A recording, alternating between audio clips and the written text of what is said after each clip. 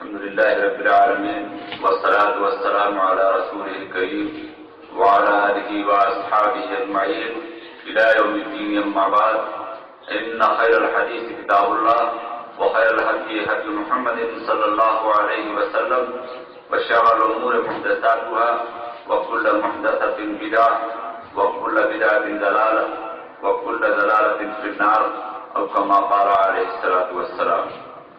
رب اشرح لي صدري ويسر لي أمري واحلل عقدة من لساني يفقهوا قولي. رب يسر ولا تعسر وتمم بالخير. ہر طرح کی تعریف، توصیف، کبریائی، بڑائی، پاکی، بزرگی اللہ تبارک و تعالیٰ کے لیے ہے. درود و سلام ہو حضرت محمد صلی اللہ علیہ وسلم پر. معزز سامعین، اللہ تبارک و تعالیٰ کا دین ایک فطری دین ہے اور ناقابل تبدیل دین ہے، کیونکہ اس پورے دین کی ڈیزائننگ، اس کی ترتیب اللہ تبارک و تعالیٰ نے دی ہے جو کامل ہے. ہم اسی دین کو ماننے والے ہیں، البتہ ہم اس دین پر جب عمل کرتے ہیں تو ہمیں یہ نظر آتا ہے کہ ہم میں سے ہر شخص وہ اپنی ایک الگ دنیا سجائے ہوئے ہے. دین کے نام پر اختلافات نظر آتے ہیں، ایک دوسرے سے دشمنیاں کی جاتی ہیں. ایک عام انسان تنہائی میں سوچتا ہے تو بڑا پریشان ہوتا ہے، یہ کون سا دین ہے جس میں اتنے زیادہ فرقے، اتنے زیادہ خیالات و نظریات ہیں. تو محترم حضرات، اللہ تبارک و تعالیٰ کا دین ہر طرح کے اختلافات سے پاک ہے. یہ اپنی جگہ بالکل اٹل ہے. اختلافات وہاں ہوتے ہیں جہاں انسان کی اپنی کوشش، اپنا ذہن، اپنی فکر سامنے آتی ہے. قرآن مجید اور سنت یا دوسرے الفاظ میں اللہ اور اس کے رسول، یہ دین کے بنیادی ماخذ ہیں. دین انہی سے نکلتا ہے، انہی سے ملتا ہے. یہ دین جب ہمارے سامنے آتا ہے تو ہم اس کو پہلے سمجھتے ہیں، کیونکہ عمل کرنے کے لیے ضروری ہے کہ پہلے بات کو سمجھا جائے. تو اس سمجھنے میں ہم کبھی غلطی کر جاتے ہیں، وہی غلطیاں اختلافات کا سبب ہوتی ہیں. اللہ کا دین مختلف نہیں ہے، وہ اپنی جگہ بالکل موجود ہے. اگر اللہ کا دین اختلاف پیدا کرنے والا ہوتا تو یہ کیوں کہا جاتا کہ جب تم آپس میں کسی مسئلے پر تنازع کر بیٹھو، کسی مسئلے میں اختلاف ہو جائے، کسی معاملے میں مختلف رائے سامنے آ جائیں، تو تم اپنے مسئلے کو اللہ اور اس کے رسول کی طرف واپس لے کے آؤ، کیونکہ وہاں پر اختلافات کو حل کرنے کے ذرائع موجود ہیں. قرآن مجید ایک میزان ہے، ایک ترازو ہے، اس میں آپ سب کو حل کر سکتے ہیں. تو ہم یہ دیکھتے ہیں کہ دین کا ہر شعبہ، حتیٰ کہ نماز جیسا اہم شعبہ، نماز نبی کریم صلی اللہ علیہ وسلم کے ذریعے جب امت کو ملی، کہہ لیجیے کہ نماز جب سے فرض ہوئی، اس کے بعد سے ایک دن تو چھوڑیں، ایک وقت کے لیے بھی یہ نہ تو منسوخ ہوئی، نہ تو کینسل ہوئی، اور نہ ہی اس کو روکا گیا، نہ بلایا گیا. ایک وقت کے لیے بھی نہیں، مسلسل پڑھی جا رہی ہے. نماز کی فرضیت کے بعد پوری امت پڑھ رہی ہے. لیکن اس کے باوجود ہم جب دیکھتے ہیں اپنی نمازوں کو تو ہم کو لگتا ہے کہ ابھی نماز کی صحیح شکل ہمارے سامنے نہیں. ہر کوئی الگ الگ شکل میں نظر آتا ہے. ہم اصل میں اس کو سمجھ نہیں پا رہے. اس موضوع پر بھی بات کرنے کی ضرورت ہے کہ اس کی حقیقت کیا ہے. تو کوئی چیز اختراع کے ساتھ نہیں، इस पर भी हम बात कर लेंगे। तो नमाज जैसी इबादत जब मुख्तलफ की है तो फिर तलाक जैसा मसला जो कभी कभार हमारे मुआशरे में वक़्फ़ पजीर होता है, वो तो जाहिर है कि इख्तिलाफ के साथ हो गए, लेकिन उस इख्तिलाफ को भी हल किया जा सकता है, उसको समझा जा सकता है। इख्तिलाफात कहाँ हैं, कैसे हैं, कहाँ से हम धोखा खा रहे हैं, ये सारी चीजें बिल्कुल बातें हो जाएगी। और कब बातें होगी, जब हम उस मसले को अल्लाह और उसके रसूल की तरफ या दूसरे अल्फाज में कुरान मजीद की तरफ जब हम उसको ले आएंगे। कुरान मजीद में तलाक के बारे में बड़ी मुफस्सल गुफ्तगू हुई। सूरह तलाक मौजूद है, इसमें तलाक की बहुत सारी बातें हैं। सूरह अल-बकरा, इसके अंदर भी लंबी चौड़ी आयतें हैं जो तलाक पर बात करती हैं, और सूरतुन निसा, इसमें भी कुछ इशारात हैं तलाक के ताल्लुक से। मैं चाह रहा हूं कि कुरान मजीद का जो तरीक़ा तलाक या कानून तलाक है, उसको तरतीब से आपके सामने इख्तिसार के साथ पेश करूं, ताकि इस कौमी मसले के बीच, अभी ये तलाक का मसला पूरी मुल्क का, पूरी मिल्लत का मसला बना हुआ है, तो इस खास मौके पर आपके जहन में तलाक के ताल्लुक से बिल्कुल क्लियर कॉन्सेप्ट आ जाए, और अगर कभी जरूरत हो तो लोगों को बता भी दें और दुआ भी करें कि अपनी जिंदगी में इस तरह के मौके ना आने दें। तो इसको हम 3 हिस्सों में तकसीम करेंगे। एक, तलाक देने से पहले, दूसरा हिस्सा होगा तलाक के दौरान, तीसरा होगा तलाक हो जाने के बाद। 3 हिस्सों पर हम बात करेंगे, और तीनों के बारे में या तीनों हिस्सों पर कुरान मजीद में बड़ी तफसील से बातें हैं। तो पहले हम तलाक से पहले की बात कर लेते हैं। तलाक, इस पर पूरी मिल्लत मुत्तफिक है कि अल्लाह तबारक व तआला के यहाँ ये जायज तो है, लेकिन अल्लाह ताला को ये नापसंद है। तलाक जायज तो है, लेकिन अल्लाह ताला को नापसंद है। निकाह अल्लाह ताला को बेहद पसंद है। कुरान मजीद में कई जगहों पर बार बार इस तरह की बातें आती हैं जिससे निकाह की अहमियत वाज़ेह होती है। कभी ये कहा जाता है कि तुमको एक मर्द और एक औरत से हमने फेरा है, यानी दोनों में जब निकाह हुआ तो फिर उससे नस्लें बढ़ी, गोया निकाह नस्लों के बढ़ाने का एक जरिया है। कभी कहा गया कि हमने तुम्हारे ही जिन्स से तुम्हारा जोड़ा बनाया, जाहिर है कि वो जोड़ा हमको निकाह के बाद ही मिलना। कभी ये कहा कि तुम दोनों एक दूसरे के लिए लिबास हो। कभी ये कहा कि हमने सुकून हासिल करने के लिए बनाया। कभी जो है यतीमों की बात आई, यतीमों के मसले में बताया कि यतीमों की किफालत करो। किफालत करने पर दुश्वारी आ रही है तो 2, 3, 4 माओं से शादी कर लो, उन यतीमों की माओं से जिसकी लिमिट 4 है, शादी कर लो ताकि उनकी किफालत हो सके। यतीमों के माल की हिफाजत के सिलसिले में कहा कि उनके सरपरस्त यतीमों के माल को बचा के रखें, जब वो निकाह की उम्र को पहुंच जाए तो फिर उनको वापस कर दे। तो इस तरह से जगह जगह ऐसे इशारात और जुमले मौजूद है जो निकाह की अहमियत को वाज़ेह करते हैं।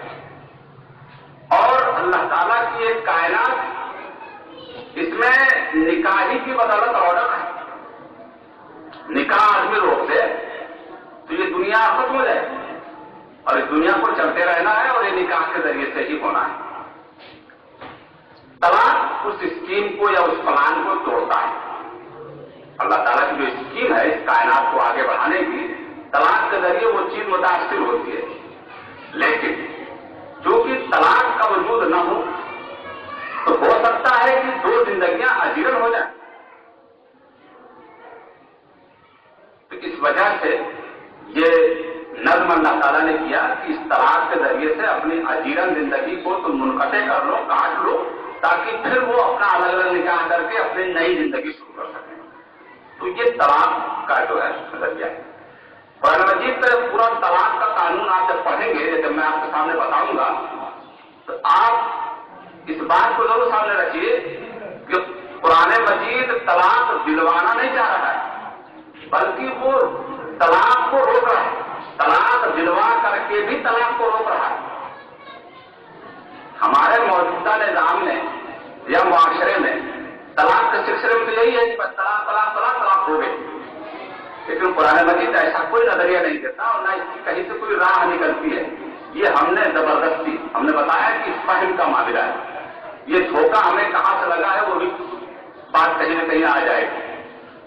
तो इसको सामने रख करके आपको ये सुनना है कि अल्लाह ताला तलाक देने के लिए नहीं बता रहा है, तलाक का कानून तलाक देने के लिए नहीं बता रहा है, बल्कि रिश्ते को बचाने के लिए बता रहा है। वो तो आखिरी स्टेज है कि फिर तलाक होनी है। तो ये है थोड़ा सा तलाक के बारे में। तलाक देने से पहले एक चीज और कुरान मजीद ने उसको बयान किया। तलाक कब वाक़ होती है? बीवी के जारहाना रवैये की वजह से, उसकी किसी हरकत की वजह से, उसकी बाद आदतों की वजह से, ये सब असबाब बनते हैं तलाक के। तो उस सिलसिले में अल्लाह ताला ने एक तरकीब बताई, यानी तलाक देने या रिश्ता खत्म करने से पहले उसने एक तरकीब बताई। वो तरकीब इस तरह से है कि जिन औरतों से या जिन बीवियों से तुझे मुखालिफत, बदतमीजी, बदतहजीबी का अंदेशा हो, तो उनको पहले समझाओ, उनको पहले समझाओ। फ़इज़ूहुन्ना, तो उनको पहले समझाया जाए। इस औरत को कहा जा रहा है कि अगर औरतों की तरफ से कोई ऐसी बात पैदा हो रही है जिससे मामला या रिश्ते बिगड़ रहे हैं, बिगड़ सकते हैं, तो तलाक पहले न दी जाए, पहले उसको समझाया जाए। वहजुरूहुन्ना, समझाने से भी बात ना बने तो उन्हें अपने बिस्तरों से अलग रखने की कोशिश की जाए, यानी अपने पास उसको ना आने दिया जाए। एक नाराजगी का यह भी तरीका है। अभी तलाक मत दी जाए। फिर उसके बाद वहजुरूहुन्ना, फिर मजाजे के बाद वज़रिबूहुन्ना, यानी उसके बाद भी अगर बात नहीं बन रही है तो शौहर को सख्ती करने की इजाजत है, यानी उसको अगर मार करके मसले को हल करना चाहता है तो मार ले, या और इस तरह की कोई तलाक अभी न दे। तलाक इतनी आसानी से नहीं दी जाती जितनी आसानी से हम दे रहे हैं। वजह इसलिए आपको पता नहीं है, कुरान आपको बता दे रहा है क्या होना है। फ़इन अतानकुम फला तबगू अलैहिन्ना सबीला, अगर वो बात को मान जाए तो फिर उस पर मजीद ज्यादती करने की जरूरत नहीं। समझा दिया, नहीं समझा, किस तरह से अलग रखा उसके पास भी नहीं समझा, जरूरत पड़ी तो सख्ती कर दिया और बात समझ गई, तो अब मजीद उस पर ज्यादती न की जाए, यानी बस इतना ही कि काम चल जाए। तो लोग कहते हैं ना कि ये कुरान या इस्लाम जो है अपनी औरतों को मारने की बात करता है, मारने की बात नहीं करता, वो तो रिश्ते को बचा रहा है। अभी तलाक देगा, जिंदगी खत्म हो जाएगी, अभी वो रिश्ते को बचवा रहा है। उसमें उसने एक राह ये बता दी कि रिश्ता खत्म मत करो, ये है किस तरीके इसको इस्तेमाल कर सकते हो। वहां मारने की कोई तबलीग थोड़ी नहीं हो रही। तो ये कहा गया कि उस पर सिर्फ ज्यादती न की जाए। इन्नल्लाह काना अलीयन कबीरा वइन खिफ्तुम शिकाका बैनिहिमा, अगर तुम्हें बिल्कुल ये यकीन हो जाए कि रिश्ता नहीं चल पाएगा, सब कुछ करने के बाद भी है कि रिश्ता नहीं चल पाएगा, फबअसू हकमन मिन अहलिही व हकमन मिन अहलिहा, तो शौहर या मर्द को चाहिए कि घर वालों में से एक एक गार्जियन को बुला ले, अपनी तरफ से किसी जिम्मेदार को बुला ले और लड़की वालों की या बीवी की तरफ से भी कोई जिम्मेदार बुला ले, ताकि कुछ और बात आगे बढ़ाई जा सके। इन युरीदा इस्लाहन, अल्लाह तबारक व तआला कह रहे हैं कि अगर वो दोनों इस्लाह करने की नीयत से बातचीत शुरू करेंगे तो युवस्सिल्लाहु बैनहुमा, तो अल्लाह ताला उनके दरमियान मुआफ़क़त पैदा कर देगा। गोया नीयत पर सारा मामला है। नियत तो कुछ है, बैठे हाँ भाई हो जाना चाहिए, मिलकर रहना لیکن اللہ تعالیٰ کہہ رہے ہیں کہ اگر وہ نیت بہتر کر کے بیٹھیں گے تو اللہ تعالیٰ کوئی نہ کوئی راہ نکال دے گا. تو گویا اب بھی وہ طلاق کے قریب نہیں جانے دے رہا. نہیں آپ سمجھ لیں کہ کتنا مشکل کام ہے طلاق دینا، لیکن آج ہم نے کتنا آسان کر دیا ہے طلاق دینا. ان اللہ کان علیما خبیرا، اللہ تعالیٰ اس چیز کو اچھی طرح سے جانتا اور اسے خبر رکھتا ہے. تو یہ تو ہو گیا طلاق سے پہلے. اب طلاق کا دورانیہ، اب ہم طلاق دے رہے ہیں تو اب اس کے کیا تجربے ہیں، اس میں کیا ترتیب ہے، وہ میں آپ کو قرآن مجید کی مختلف آیتوں کے ذریعے سے بتا دیتا ہوں. سورۃ طلاق میں اللہ تعالیٰ نے فرمایا یا ایھا النبی اذا طلقتم النساء فطلقوهن لعدتهن، اے نبی جب تم لوگ، نبی کے ذریعے پوری امت مخاطب، اے نبی جب تم لوگ اپنی عورتوں یعنی اپنی بیویوں کو طلاق دینے لگو تو ان کی عدت کے وقت طلاق دو. یہاں جو لفظ ہے لعدتہن، اس کا عام طور سے سبھی مفسرین نے ترجمہ کیا ہے ان کی عدت کے لیے طلاق دو. یہ بات بالکل کلیئر نہیں ہو پا رہی ہے کہ ترجمہ کرنے والے کہیں گے کیا، یا آیت کہہ کیا رہی ہے. عدت کے لیے طلاق دو، طلاق کے بعد تو عدت تو ہے، طلاق کے بعد تو عدت ہے، چاہے جس شکل میں طلاق دو عدت تو ہے. تو قرآن کیا کہہ رہا ہے، عدت کے لیے طلاق دو. بھائی عدت تو ہونی ہے نا، چاہے ایک طلاق آپ مان رہے ہوں چاہے 3 طلاق مان رہے ہوں ایک ہی وقت میں، عدت تو ہر حال میں. تو یہاں کچھ اور بات کی جا رہی ہے. اس کا قابل فہم ترجمہ میں نے بہت سے ترجمے دیکھے، تقریباً 20 ترجمے، اس میں رضا خان بریلوی کا ترجمہ، احمد رضا خان بریلوی صاحب کا ترجمہ یہ بہت مناسب لگ رہا ہے. انہوں نے اس کا ترجمہ کیا ہے عدت کے وقت میں طلاق دو. یعنی اللہ تعالیٰ یہ کہہ رہے ہیں کہ عورت کی عدت اس کی پاکی میں ہوتی ہے. پاکی کے جو ایام ہوتے ہیں اس دور اس میں عدت ہوتی ہے. تو پاکی کے ایام میں عدت دو، حالت حیض میں عدت طلاق کر دو، حالت حیض میں طلاق مت دو. اور یہ اللہ کے رسول صلی اللہ علیہ وسلم نے بھی اس کو واضح کیا ہے. ایک کیس حضرت عبداللہ ابن عمر رضی اللہ تعالیٰ عنہ کا آیا آپ کے سامنے. انہوں نے حالت حیض میں اپنی بیوی کو طلاق دی تھی. آپ نے ناراضگی کا اظہار کیا تھا کیونکہ وہ وقت طلاق دینے کا نہیں، کیونکہ اس وقت میں تو ایسے ماحول بن سکتے، وہ بیماری کے ایام ہے، نرم گرم ہو سکتا ہے، تو اس ایام میں طلاق نہیں دینی. گویا طلاق دینے کے لیے قرآن مجید آپ کو یہ کہہ رہا ہے کہ آپ نارمل حالات میں پاکی کے ایام میں طلاق دیں گے. یہاں پر دراصل یہ بات ہے، وہی کہا گیا کہ لعدتہن، ان کے عدت کے وقت میں طلاق دو.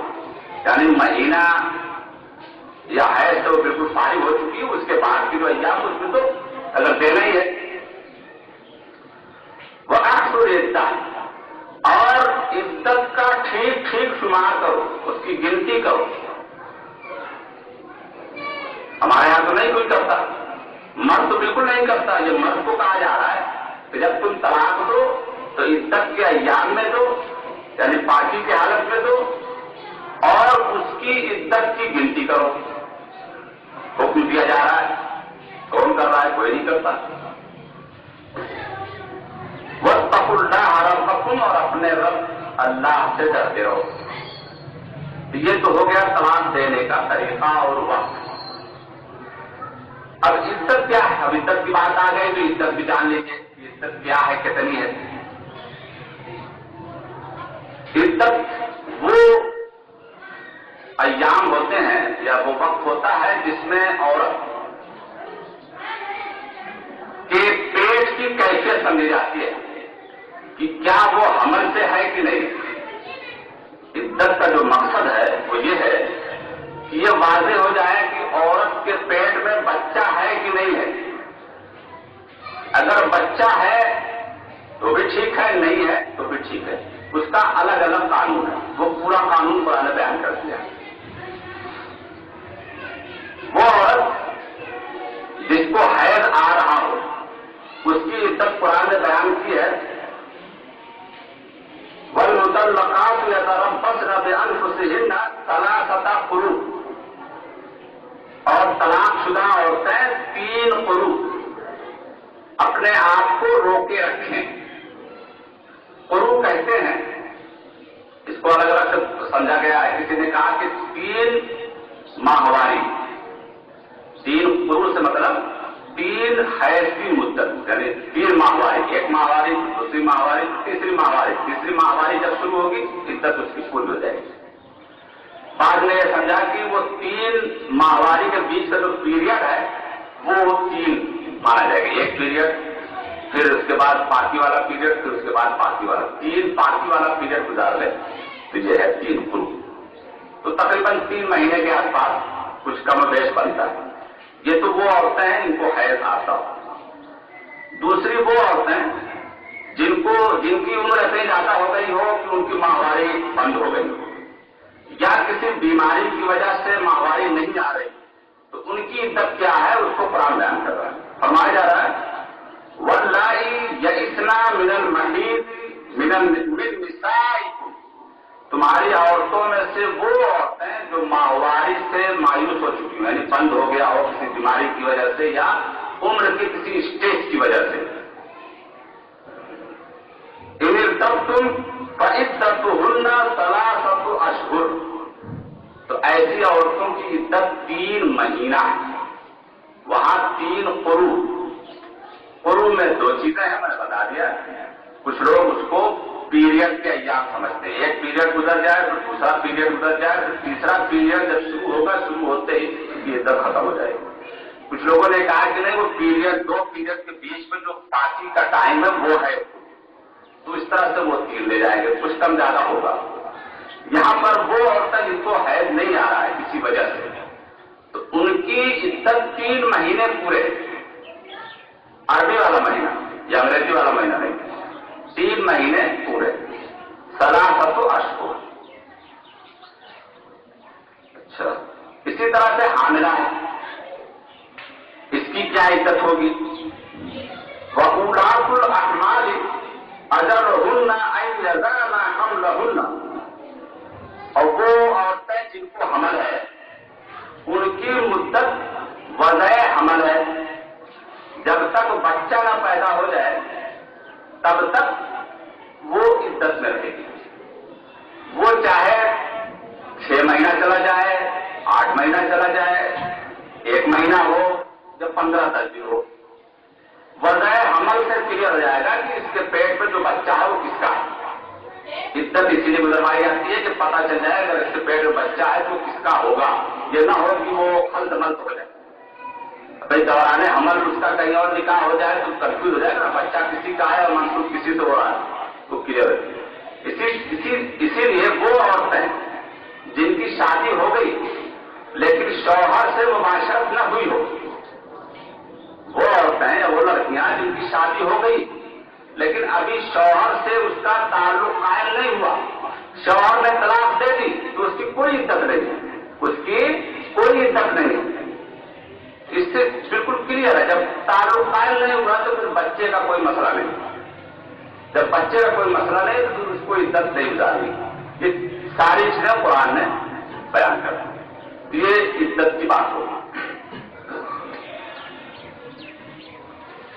عدت کے لیے دے, عدت کی گنتی کرے, عدت کیا ہے میں نے بتا دیا. اب آخری بات آج کی, عدت کہاں گزارے گی, عدت کہاں گزارے گی.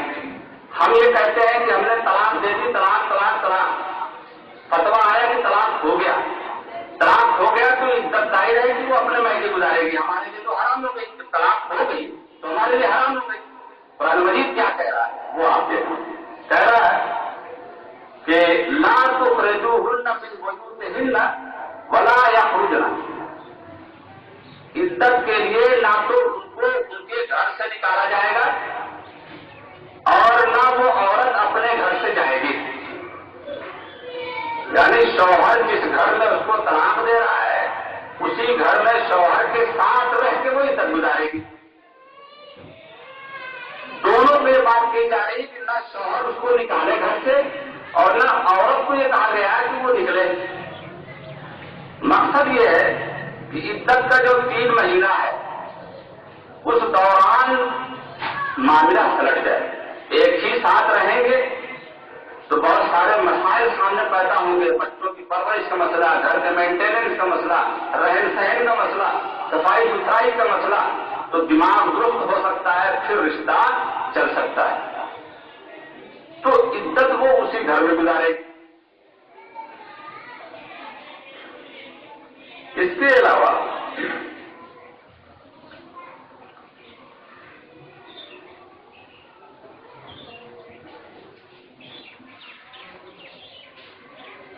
ایک دوسری جگہ بھی یہی بات اللہ تعالیٰ نے ارشاد فرمائی ہے جس میں یہ بات کہی گئی ہے کہ کہ دوسری جگہ یہ پورے بقرہ میں کہ عدت کے دوران ان کو نہ نکالا جائے. فرمایا گیا اسکروہن من حیث سکنتم من وجدکم ولا تضاروہن لتضیقوا علیہن. اللہ تعالیٰ کہہ رہے ہیں کہ تم جہاں پر مقیم ہو اسی جگہ اس کو رکھو. جہاں تم سکونت اختیار کیے ہوئے ہو وہیں پر اس کو رکھو اور انہیں کسی طرح سے تنگ نہ کرو، کسی طرح سے تنگ نہ کرو. تو اس طرح سے عزت کی جگہ بھی کلیئر ہو گئی کہ عزت شوہر کے گھر میں گزرے گی. ہم جو طلاق دیتے ہیں اس میں کوئی بتا دے کہ عزت شوہر کے گھر میں گزار سکتی ہے، پتہ ہی نہیں گزار سکتی. تو مطلب یہ ہے کہ ہم جو طلاق دے رہے ہیں اس طلاق کا تصور قرآن مجید کا یا اسلام کا نہیں ہے. وہ تصور ہماری جاہلیت یا جہالت کا ہے جس کو ہمارے علماء نے اپروول دے رکھی ہے، منظوری دے رکھی ہے، قابل قبول ہے وہ ان کی وجہ سے. ورنہ ہم جب اس کو بتاتے اس پر فوکس کرتے تو وہ بات فائدہ ہی نہ ہوتی. وہ سب باتیں میں انشاءاللہ لاؤں گا. بقیہ باتیں آئندہ کے بعد میں اللہ تعالیٰ سے دعا ہے کہ اللہ تعالیٰ ہمیں قرآن مجید کے مطابق زندگی کی توفیق عطا فرمائے. وآخر دعوانا الحمدللہ رب العالمین. سبحان ربک رب العزة عما یصفون وسلام علی المرسلین والحمدللہ رب العالمین.